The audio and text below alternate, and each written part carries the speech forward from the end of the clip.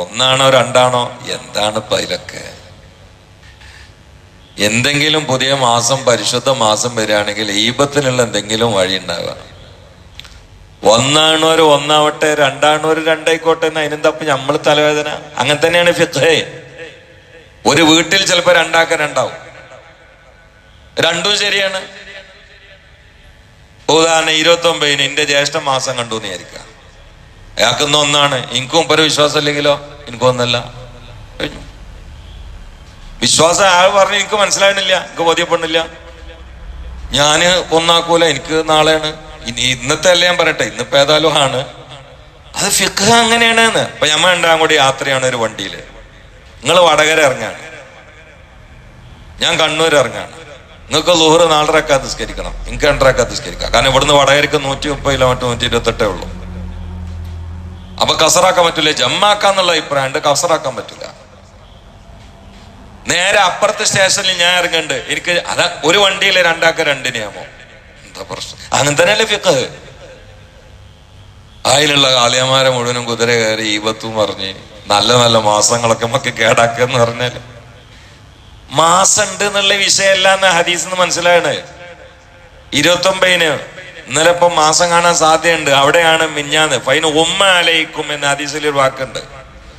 മേഘാവൃതമായാൽ എന്ന് പറഞ്ഞാൽ എന്താ? മാസം സംഗതിയിൽ അവിടെ ഉണ്ട്, പക്ഷെ മേഘം കൊണ്ട് നിങ്ങൾ കണ്ടില്ലെങ്കിൽ 30 പൂർത്തിയാക്കണം എന്ന് മുഹമ്മദ് മുസ്തഫ. ഇത് ഹദീസല്ലേ? അപ്പൊ പിന്നെ ഉറപ്പിച്ചോരോ നമ്മൾ കുറ്റം പറയരുത്. അവര് കണ്ടിട്ടുണ്ടാവണം, മറ്റുള്ള കാളിമാർക്ക് ബോധ്യപ്പെട്ടിട്ടുണ്ടാവില്ല.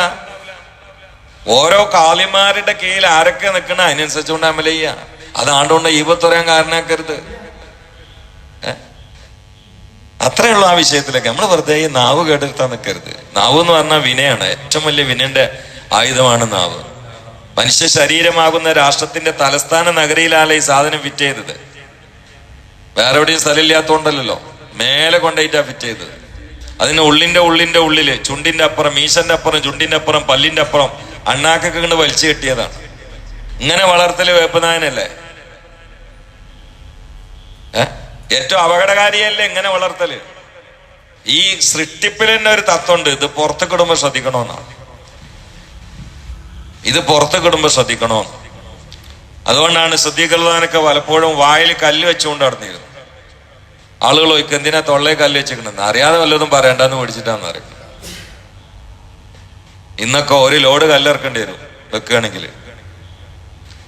ഓരോരുത്തര് തെറ്റുകളും ഹറാമുണ്ടെങ്കിൽ നമുക്ക് ആണ്ടുകൊണ്ട് ഏറ്റുമുട്ടാം. അങ്ങനത്തെ വിഷയമില്ലല്ലോ. ബോധ്യപ്പെടുന്ന അനുസരിച്ചുകൊണ്ട് ഓരോരുത്തർ വിധിക്കട്ടെ. അവരെ തുടരുന്ന ആളുകൾ അതനുസരിച്ച് പോട്ടെ. അങ്ങനെ തന്നെയാണ് ഫിഖ് എന്ന്. ഫിഖ് അനുസരിച്ചുകൊണ്ടല്ലേ അമല ചെയ്യേണ്ടത്. നമ്മളെന്തിനാ അതിലൊക്കെ കരിവാരി തേക്കണത്? നമ്മളെ അമലേറ്റ് പോയാൽ പോരെ. അള്ളാഹു സുബ്ഹാനഹു വ തആല നാവ് കൊണ്ട് അന്യായങ്ങൾ പറഞ്ഞ് അവസാനം വിനയുണ്ടാകുന്ന അവസ്ഥയിൽ നമ്മളൊക്കെ കാത്തുരക്ഷിക്കട്ടെ. ഫിഖിയായ ചില കാര്യങ്ങളിൽ, ശാഖാപരമായ ചില കാര്യങ്ങളിലൊക്കെ ആണ്ടുകൊണ്ട് അഭിപ്രായ വ്യത്യാസം ഉണ്ടാവും.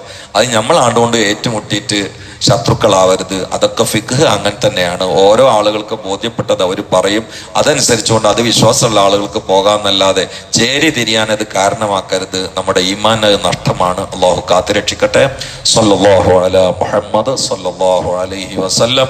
സല്ലല്ലാഹു അലാ മുഹമ്മദ് സല്ലല്ലാഹു അലൈഹി വസല്ലം. اللهم صل على محمد يا ربي صل عليه وسلم.